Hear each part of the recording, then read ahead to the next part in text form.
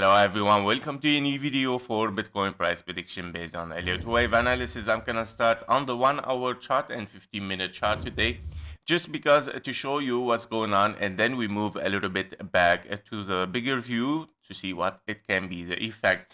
So as you can see, yesterday we saw in our last video ABC toward the downside to hit the 1-to-1 fib level 1.05 perfectly after, of course, a wave 4 here we're looking at, and then we're looking to move toward the upside to finish a wave 5. With it, we're gonna finish, of course, a wave C in the top and a W for the B as well. And of course, currently, before moving to the bigger view, currently to see if we are moving for higher. Okay, we said yesterday we saw a very intense wave 1, we saw a wave 2, and now we see another one, and we see another 2. The problem with it is that this long correction here, or long sideways, is not looking nice. For an impulse, it doesn't look nice. And this, of course, start to give me like a different view. Yeah, so it start to turn into like 3 waves toward the downside. And when turning into 3 waves toward the downside, you know, the momentum of the wave 2 is expanding. And when this happens, we have to be careful. It means, of course, something that it might be unfolding different than an impulse. Okay, so we have to be careful with it. Now, if we are not impulsive, we have to think, okay, if we are not in an impulse 1, 2, 1, 2, and then 3, 4, and a 5, what are the possibilities?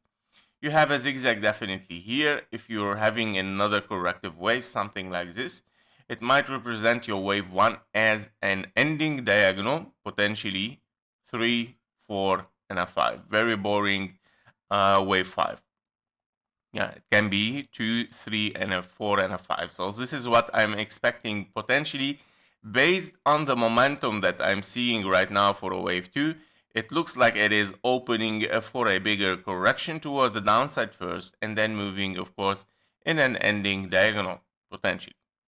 Don't forget that we are in a bear market, so let's move a little bit in a bigger view. Don't forget that we are in a bear market. And I should always remind you that we are, of course, still looking for lower sooner or later, because you finish 3 waves down. Currently, you're finishing a middle wave B, which is the most painful wave. And that's why we get a lot of choppy waves and a lot of up and downs, and nothing really very clear all the time until, of course, you get a full pattern that you realize maybe that, oh, that was, of course, a flat, that was an expanding flat, that was, of course, an ending diagonal, as you can see right now. And this is what the transformation that we see for wave 5 here, that it is transforming to an ending diagonal, but in a weird way. Yeah, so this is the thing. So don't forget that we are looking for lower. Once we finish this structure, which we are potentially very close to finish it at 1-to-1 fib level, once you finish this, of course, WX and a Y, because you have a W zigzag, an X, another zigzag, and this Y is the zigzag. All what is missing is just a simple wave 5 towards the downside, and therefore you have to take care, because the risk is very high. Of course, whatever you decide to do here, the risk is very high. Be careful. If we break the 1-to-1 fib level, therefore, of course, the bulls has higher chances to open, of course, for a wave 3 toward the upside. However, the time is incredibly right now very far from a wave 3 toward the upside, right? But if that happens, okay, then we don't have any other chance than accepting it. And of course, if we overshoot the 1-to-1 fib level, you would like to reach at least 1.27 to claim that this can be a wave 3 toward the upside. Yeah. So these are the step-by-step how we gonna, of course, consider this. Don't forget that we simply can move from the 1-to-1 fib level toward the downside for a big, massive wave C. Meaning, if you are looking here for this scenario as an A, a B, and a C, your wave B, of course, is this wave right now, and you're looking for a C for a 1-to-1 fib level at 64, 63K, yeah, for Bitcoin. This is what we are expecting.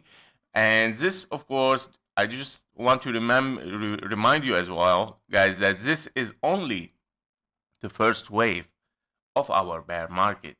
And that means in a daily view, yeah, so in a daily view, we are looking for a wave 2 to be finished inside this box here, yeah. So in a daily short term, this is what you are looking as a bear market. Currently, I just like to show you always in a bigger view, guys, what you are looking at. In a bigger view, you are looking, of course, at this leg towards the downside. Currently, we are in a wave B of this ABC 3 waves. And of course, you have an A, B, and a C here. This is what we are looking for to finish. An A, B, and a C, whether it's going to be truncated or it's going to take the high.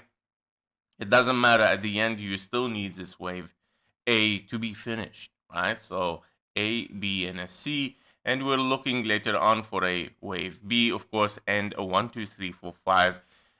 Of course, for a wave 2 here, because you have a wave 1 finished already, as explained before in the deep analysis.